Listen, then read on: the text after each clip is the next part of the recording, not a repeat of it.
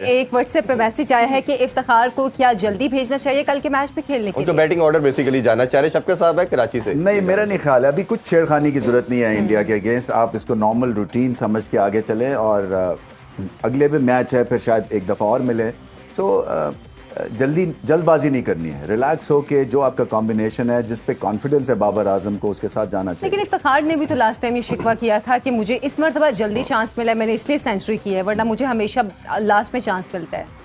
कि शिकवे शिकायत तो मेरे ख्याल से ओपनली एयर नहीं करने चाहिए, ये अंदर की बात होती है। मैं ये कहना शुरू कर दूं मुझे 4 नंबर पसंद नहीं है, ठीक है, नहीं पसंद तो आप क्या कर सकते हैं, कैप्टन से बात करें, कोच से करें, ये मामूली चीज़ है।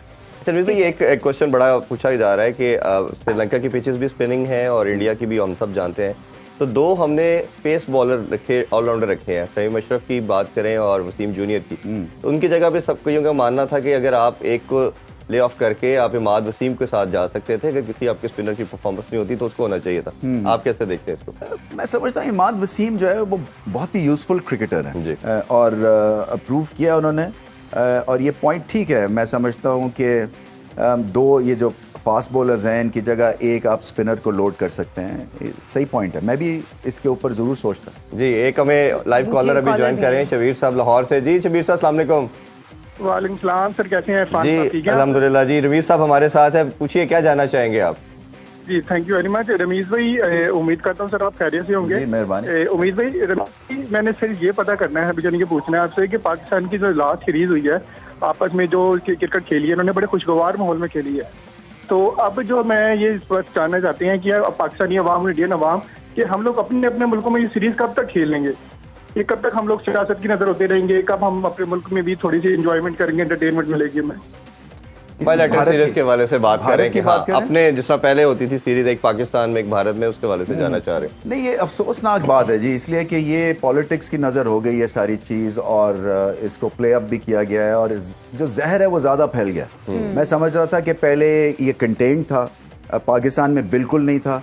पाकिस्तान में भी अब जो फैंस है वो ये कहते हैं कि हमारी इज्जत नहीं है क्या। तो ये थोड़ा सा इमोशनल टेंजेंट पे चली गई है बात। और भारत में भी पहले एक सूबे में था ये इस तरह का जहर, बट अब क्योंकि अब ज़्यादा फैल गया है जी। अनफॉर्चुनेट है, मगर अगर ये नहीं खेलेंगे इससे क्रिकेट को नुकसान है, फैंस का नुकसान है, आपके स्पॉन्सरशिप का नुकसान है। सो ये जो है ना, ये बहुत बड़ा एक इवेंट है जो कि खामखा से नहीं होता। लेकिन कहीं ना कहीं आवाम को, या हम लोग अपनी भी बात करें तो हमें ऐसा लगता है कि इस चीज़ को ज़्यादा क्रिएट भी किया जाता है, इंडिया और पाकिस्तान की जो राइवलरी है इस हवाले से, कि फिर वो मैचेस पे असरअंदाज होती है। मुझे लगता है ये पॉलिटिकल गेम है, और ये एक दफ़ा ऊपर से अगर आपको गो हेड मिल जाता है ना, तो फैंस तो दोबारा से इकट्ठे, आप देखें ना, ये अभी कैंडी में आप देखेंगे एक इंडियन फैन एक पाकिस्तानी फैन के साथ बैठा होगा। जब मैं क्रिकेट बोर्ड में था तब चीफ एग्जीक्यूटिव था, जब भारत की टीम आई थी तो हमने डिसीजन ये लेना था कि क्या, क्योंकि बहुत सारे फैंस इंडिया से आ रहे थे, कि क्या उनके अलग इनक्लोजर बनाएं या उनको पाकिस्तानी फैंस के साथ। तो फिर डिसाइड ये हुआ कि नहीं, उनको पाकिस्तानी फैंस के साथ बिठाएंगे ताकि कल्चर को जान सके, एक दूसरे को और बेहतर तौर के ऊपर ये गेट अप हो, अभी जो उनके चेयरमैन रोजर बेनी और राजीव शुक्ला साहब आ रहे हैं, तो ये आपको लगता है कि ये आइस को ब्रेक करेंगी? ये चीज़ बहुत अच्छी बात है ये, इसलिए कि मुद्दतों के बाद ऐसी सिचुएशन क्रिएट हुई और वहाँ से उनको गो हेड मिला होगा तो यहाँ पे आ रहे हैं। सो बिल्कुल होना चाहिए, ऐसे विजिट्स होने चाहिए, क्योंकि पाकिस्तानी जो क्रिकेटर्स हैं वो बहुत उनके फैंस हैं इंडिया में। बिल्कुल। एक और लाइव कॉल भी आ चुके हैं, जैन भट्ट है लाहौर से। जी अस्सलाम वालेकुम जैन। जी वालेकुम सलाम। जी जैन साहब बताइए क्या जानना चाहेंगे रमीज सर से? सर अस्सलाम वालेकुम अजीज भाई। जी वालेकुम सलाम।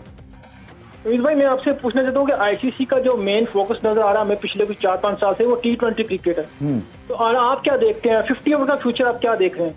क्या आने वाला जो वर्ल्ड कप है वो 50-50 का आखिरी वर्ल्ड कप होगा? देखिए, मैं एमसीसी क्रिकेट कमेटी का भी एक मेंबर हूँ, तो उसमें हमने लॉर्ड्स पे ये एशेज सीरीज से पहले पैट कमिंस को बुलाया था फील लेने के लिए, ऑस्ट्रेलियन कप्तान को, कि क्या समझते हैं कि क्रिकेट में क्या क्या चीज़ें हैं जो कि होनी चाहिए। उनको बहुत बड़े वो फ़ैन हैं, ग्रीन हाउस एमिशंस जो है वो इफ़ेक्ट कर रही है दुनिया को, सो उसके अगेंस्ट वो एक तरह से मुहिम चलाई हुई है उन्होंने उसके अगेंस्ट। तो वो ये कह रहे हैं और जनरल कंसेंसस ये बन रहा है कि ओडीआई का कोई फ्यूचर नहीं है ख़ास, और इसको आप तभी प्लेस करे जब वर्ल्ड कप हो। जी। अदरवाइज जो है ये असल में T20 सही पॉइंट है, ये खा गई है दूसरे फॉर्मेट्स को और इसकी प्लेसमेंट बड़ी इंपॉर्टेंट है।